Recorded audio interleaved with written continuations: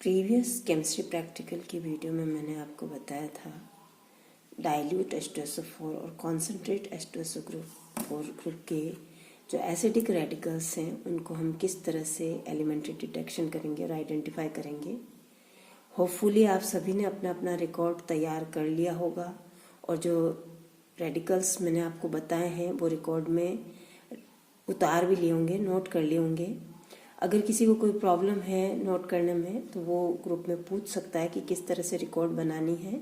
जैसे आपने 12th class में किया था, 3 कॉलम्स बनाए थे, एक्सपेरिमेंट, प्रयोग, ऑब्जर्वेशन, परीक्षण और निष्कर्ष या इन्फरेंस जो आप ड्रॉ करते हैं वो। और ठीक उसी तरह से आपको लिखना है हर रेडिकल के लिए।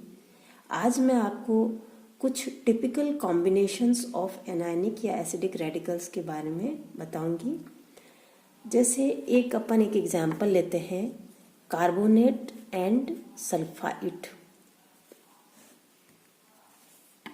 ये दोनों रेडिकल्स डाइल्यूट H2SO4 ग्रुप के रेडिकल्स हैं।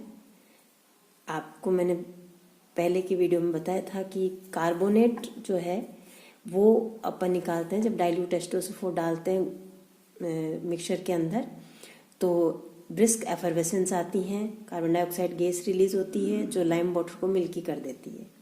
ये कार्बोनेट का टेस्ट है।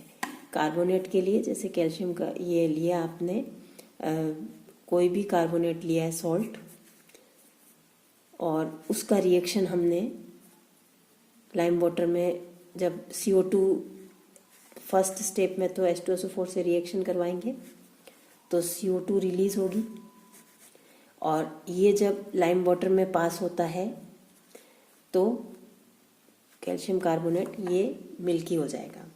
ठीक इसी तरह से यदि सल्फाइड है सॉल्ट में तो आपके जब H2SO4 डालेंगे डाइल्यूट H2SO4, SO2 रिलीज होती है, और ये जब लाइम वाटर से पास होता है कैल्शियम सल्फाइड बनेगा, और ये भी लाइम वाटर को मिल्की कर देता है। तो हम ये वाला टेस्ट अगर दोनों साथ में दिए हैं तो हम किस तरह से आइडेंटिफाई करेंगे। तो ऐसे जो एनायनिक कॉम्बिनेशंस हैं, टिपिकल कॉम्बिनेशंस, वो इस बार आपके कोर्स में हैं। अब मैं आपको बताऊंगी कि यदि कार्बोनेट और सल्फाइड दोनों साथ में हैं तो आप क्या करेंगे। मिक्सचर में आपने टेस्ट ट्यूब लिया है, टेस्ट ट्यूब एक लेके और उसमें मिक्सचर ले लिया जिसके अंदर की कार्बोनेट भी है और सल्फाइड भी है। अब आप इसमें पहले पोटेशियम डाइक्रोमेट डालेंगे K2Cr2O7, और फिर डाइल्यूट H2SO4 ग्रुप डालें, डाइल्यूट H2SO4 इसमें ऐड करेंगे। अब जब डाइल्यूट H2SO4 ऐड करेंगे तो कार्बोनेट CO2 देगा, सल्फाइड SO2 देगा।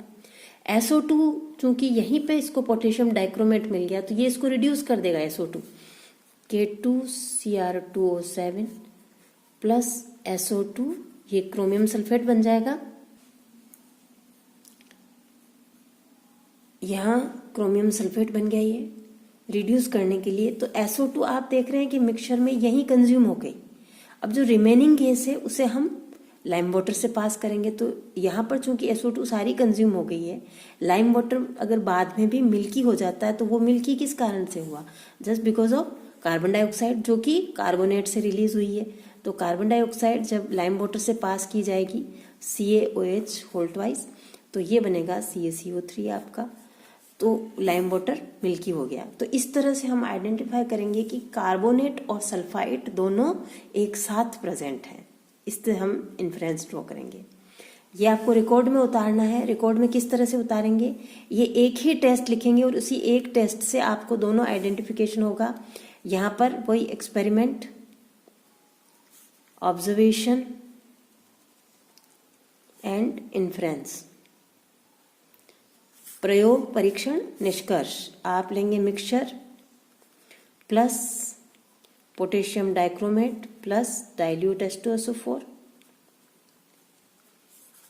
तो जब आप SO2 यदि SO3 माइनस है, सल्फाइड आयन है, पोटेशियम डाइक्रोमेट रिड्यूस हो जाएगा क्रोमियम सल्फेट में, और ये ग्रीन कलर का होता है। तो ऑब्जर्वेशन ये होगा कि the content of test tube turns green.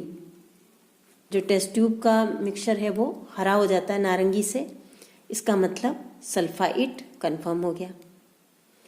और फिर the evolved gas is pass through, evolved gas is pass through lime water, lime water turns milky, इसका मतलब कार्बोनेट कंफर्म। और रिजल्ट में आप लिखेंगे carbonate and sulphide both are present together. तो इस तरह से हम ये टिपिकल कॉम्बिनेशंस कर सकते हैं। नेक्स्ट वीडियो में मैं आपको एक और एनायनिक कॉम्बिनेशन के बारे में बताऊंगी। आप ये रिकॉर्ड में उतार लें और अपना रिकॉर्ड तैयार कीजिए। Thank you.